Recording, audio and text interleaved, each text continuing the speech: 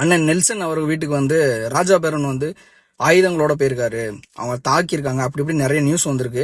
அதை பத்தி நீங்க இன்னும் ஏன் பேசல, என்னாச்சு உங்களுக்கு, நீங்க எல்லாத்தையும் பேசுவீங்களா, இன்னும் அதுக்கு பத்தி ஏன் பேசல அப்படின்னு சொல்லி நிறைய பேர் கேட்டிருக்காங்க. சில பேர் அங்க என்ன நடந்துச்சு அப்படின்னே தெரியாத அளவுக்கு அவங்க பாட்டுல இஷ்டத்துக்கு எல்லாமே இது பண்ணி போட்டுட்டு இருக்காங்க. அங்க என்ன நடந்துச்சு அப்படிங்கறத முதல்ல நான் தெரிஞ்சுக்கணும். தெரிஞ்சதுக்கு அப்புறம் தான் யார் பக்கம் நியாயம் இருக்கு அப்படிங்கிறத சொல்ல முடியும். தப்பு அண்ணன் நெல்சன் மேலே இருந்தாலும் அண்ணன் ராஜாபேரன் மேலே இருந்தாலும் நான் பேசதான் செய்வேன். யார் மேலே தப்புன்னு சொல்ல தான் செய்வேன்.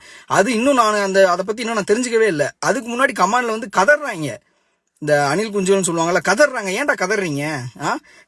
நான் வீடியோ போட தான் போறேன், இல்லைன்னு இல்லை. யார் மேல தப்பு என் மேலேயே இருந்தாலும் நான் வீடியோ போட தான் போறேன், சரிங்களா? அசிங்கமா வந்து கமெண்ட்ல பேசிட்டு இருக்கீங்களா? எப்படிடா கூச்சமே இல்லாம பேசுறீங்க? நான் இப்பதான் வந்து எடுத்து பாக்குறேங்க. இப்பதான் நான் தூங்கி எந்திரிச்சா வர்றேன், எடுத்து பாக்குறேன், அப்படி இப்படி பேசியிருக்காங்க. நான் ஒன்னு சொல்லிட்டேன், நீங்க என்னைய திட்டல, நீங்க என்னைய ஏசல. உங்க வீட்டுல இருக்கிற உங்க அம்மாவை, உங்க அக்காவை, உங்க தங்கச்சிய, உங்க குடும்பத்துல இருக்க உங்களோட ஃப்ரெண்ட்ஸ எல்லாரையுமே நீங்க ஏசுறீங்கடா. அவங்க எல்லாம் உங்க ஐடியில வந்து பாத்துட்டு என்னடா எப்படிலாம் பேசணும், காரி துப்ப மாட்டாங்க.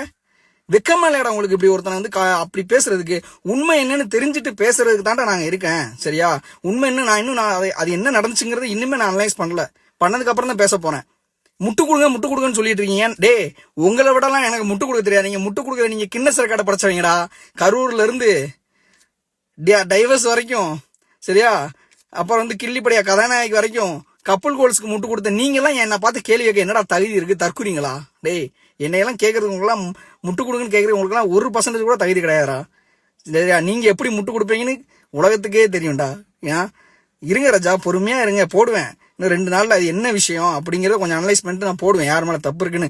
அது அண்ணன் ராஜா பேரன் மேலேயே இருந்தாலும் வீடியோ போடுவேன், உங்களோட நெல்சன் இருக்காருல அவர் மேலேயே இருந்தாலும் வீடியோ போடுவேன். இன்னொன்னு என்ன தெரியுமா, ஒரு கிண்டு கொடுக்கட்டா?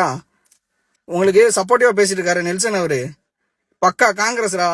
போய் கேட்டு பாருங்க, அவங்க அப்பா யாரு அதெல்லாம் தெரியாம ஒண்ணும் இல்ல, தெரிஞ்சுட்டு தான் இருக்கும்.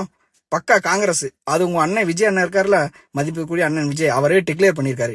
என்ன தெரியுமா டிக்ளேர் பண்ணியிருக்காரு? உண்மையான காங்கிரஸே எங்க பக்கம்தான். அதை என்னன்னு கேளுங்க ராஜா, அதுக்கப்புறம் வந்து பேசுங்க. இன்னொன்னு என்ன தெரியுமா, இந்த முட்டு கொடுக்குறேன், இந்த அசிங்கமா பேசுறதெல்லாம் வேற எவன்ட்டையாவது வச்சுக்கணும், சரியா? நான் ஒன்னும் தற்கூரி கிடையாது, படிச்சவன், சரியா? தப்பு யார் மேல இருந்தாலும் பேசுறவன்.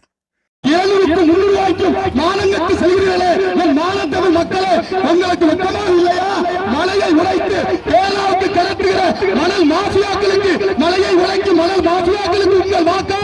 மண்ணையும் மொழியையும் உயிராக மதிக்கிற நாம் தமிழர் பிள்ளை செந்தமிழன் சீமானுக்கு, விவசாயிக்கு உங்கள் வாக்கா என்பதை தீர்மானியுங்கள். ஓட்டுக்கு 700க்கு 300 ரூபாய் கொடுக்கிறோம், அந்த மானங்கத்தை பேச்சு தேவையா? இது ஒரு பணப்பா? 700 300 கொடுத்து கூட்டத்தை கூட்டம். இந்த மணல் மாஃபியா அல்ல, மலையை உடைக்கிற இந்த கொள்ளையில் அல்ல, கொள்ளைக்கார இந்த அதிமுகவை, கொலை செய்யும் இந்த திமுகவை, கொலை செய்கிற இந்த இரட்டையிலை கட்சியை புலிதோண்டி துடைப்பதற்கு வருகிறார் விவசாயி வருகிறார்.